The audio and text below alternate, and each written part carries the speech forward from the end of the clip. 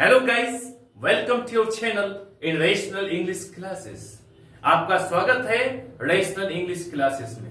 प्यारे बच्चों, आज हम लोग पढ़ेंगे कुछ ऐसे एडवर्ब्स के प्रयोग के बारे में जिसमें हम लोग कंफ्यूज करते हैं। आज सारा कंफ्यूजन खत्म कर देंगे। चले हम लोग शुरू करते हैं। वीडियो को अंत तक देखिएगा, बहुत छोटा वीडियो है। सबसे पहले हम लोग लेते हैं एगो, AGO, एगो एंड दैट, THAT, दैट। इस कंफ्यूजन में क्या पढ़ेंगे? इसमें जो कंफ्यूजन है कैसे दूर करेंगे? एगो का अर्थ होता है पहले, दैट का अर्थ होता है का के की, या फिर होता है कभी कभी जिससे की, ताकि।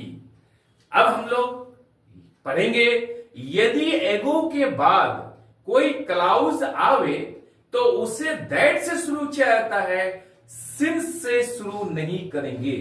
लेकिन एग्जामिनेशन में आपका क्या करेगा? सिंस से शुरू कर देगा, जो गलत होगा। तो आपको क्या करना है? यदि एगो के बाद कोई क्लाउज आए तो उसे दैट से शुरू करेंगे। जैसे उदाहरण के लिए लेते हैं हम लोग, it was 20 years ago। It was 20, TWENT, 20 years एगो। हम लोग क्या पढ़े? यदि कोई किसी सेंटेंस में अंत में क्या एगो है तो उसके बाद क्या करना है? हम लोग उसे दैट से शुरू करेंगे, सिंस से शुरू नहीं करेंगे।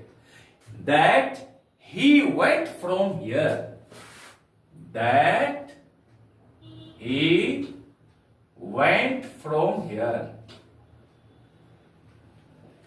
इट वॉज 20 years ago, 20 साल पहले। एगो, that he went from here, वो यहां से गया। अब हम लोग क्या करेंगे? यहां पर सिंस का प्रयोग नहीं करेंगे। जैसे it was 20 years ago since he went from here। प्यारे बच्चों, आपके एग्जामिनेशन में ये सेंटेंस दिया हुआ रहेगा जो बिल्कुल गलत है। क्यों? कि यहां पर सिंस का प्रयोग किया गया है, यहां पर दैट का प्रयोग होना चाहिए। इसलिए हम लोग इसको प्रयोग में कर देते हैं, इसलिए कि हम लोग जानते हैं जब एडवर्बियल क्लाउज में सिंस का प्रयोग होता है तो वो पास्ट इंडेफिनिट में लिखा जाता है, साथ वाला सेंटेंस प्रेजेंट परफेक्टनेस में लिखा जाता है। तो यहां पर पास्ट इंडेफिनिट में है, इसलिए बच्चे सिंस का प्रयोग कर देते हैं। लेकिन ये गलत है। यदि सेंटेंस में क्या करें? यदि एगो के बाद कोई क्लाउज आए तो उसे दैट से शुरू करेंगे, सिंस से शुरू नहीं करेंगे। Am I clear? तो इसलिए ये सेंटेंस गलत है। It was 20 years ago since he went from here, बल्कि ये होगा It was 20 years ago that he went from here। ये सही है। अब हम लोग दूसरा एडवर्ब्स को लेते हैं जिसमें हम लोग कंफ्यूज करते हैं। बिफोर, BEFORE, एंड एगो, AGO। प्यारे बच्चों ध्यान रखिएगा, बिफोर का अर्थ होता है पहले, एगो का अर्थ होता है पहले, लेकिन इसका प्रयोग में अंतर है। यही कंफ्यूजन को दूर करना है। याद रखिएगा, बिफोर का प्रयोग पास्ट इंडेफिनिट टेंस तथा प्रेजेंट परफेक्ट टेंस में होता है। बिफोर का प्रयोग पास्ट इंडेफिनिट टेंस या प्रेजेंट परफेक्ट टेंस में होता है, किंतु एगो का प्रयोग सदा पास्ट इंडेफिनिट टेंस में होता है। अब हम लोग एक उदाहरण के जरिए समझते हैं हम लोग। I never before saw, I never before saw, ये पास्ट इंडेफिनिट का सेंटेंस है। I never before saw such a horrible, HORRIBLE, scene, SCENE। Scene का अर्थ होता है दृश्य, हॉरिबल भयानक। I never before saw such a horrible scene, मैंने इसके पहले कभी भी ऐसा भयानक दृश्य नहीं देखा। ये पास्ट इंडेफिनिट में प्रयोग किया गया है। यहां पर पास्ट सॉ, सी का पास्ट टेंस सॉ होता है। तो मैंने बताया बिफोर का प्रयोग पास्ट इंडेफिनिट टेंस तथा प्रेजेंट परफेक्ट टेंस में प्रयोग होता है। हम लोग क्या कर सकते हैं, दूसरा एग्जांपल लेते हैं हम लोग। I have seen this place before, I have seen this place before. मैं इस जगह को पहले ही देखा हूं। I have seen, present perfect tense में I have seen this place before, इस जगह को मैं पहले ही देखा हूं। तो ये पास्ट इंडेफिनिट में प्रयोग कर सकते हैं बिफोर को, या फिर प्रेजेंट परफेक्ट टेंस में प्रयोग कर सकते हैं।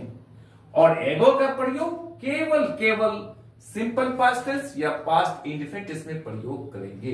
जैसे he came here 2 hours ago, he came here 2 hours ago। एगो का प्रयोग पास्ट इंडेफिनिट, केम का प्रयोग किया गया, पास्ट इंडेफिनिट क्या था, he came here, वो यहां आया 2 hours ago, 2 घंटे पहले, यानी वो 2 घंटे पहले यहां आया। तो एगो का प्रयोग सदा पास्ट इंडेफिनिट टेंस में तथा बिफोर का प्रयोग पास्ट इंडेफिनिट तथा प्रेजेंट परफेक्ट टेंस में कर सकते हैं। ये कंफ्यूजन आज से खत्म। अब हम लोग तीसरा एडवर्ब्स को लेते हैं। याद रखिएगा बच्चों, सेल्डम और नेवर, SELDOM, सेल्डम और नेवर, और सेल्डम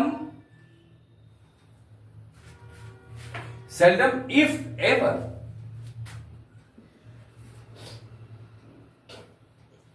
प्यारे बच्चों याद रखिएगा, क्या याद रखिएगा कि सेल्डम के बाद और नेवर का प्रयोग होगा, या फिर सेल्डम के बाद इफ एवर का प्रयोग होगा।